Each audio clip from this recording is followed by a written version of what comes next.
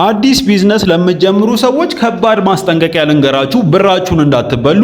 ቪዲዮውን ሼር እና ኮፒ ሊንክ በማድረግ ጀምሩ፣ ይጠቅማችኋል።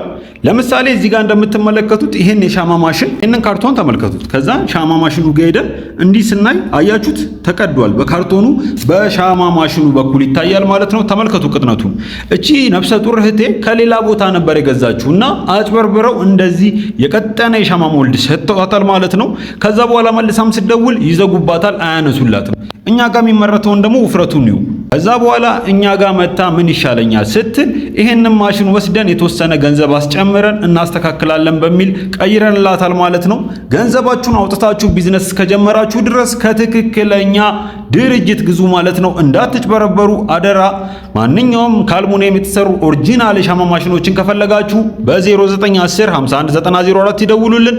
የሻማ ቢዝነስ መጀመር ከፈለጋችሁ እኛን ሳታማክሩ እንዳትወስኑ። መልካም ቀን።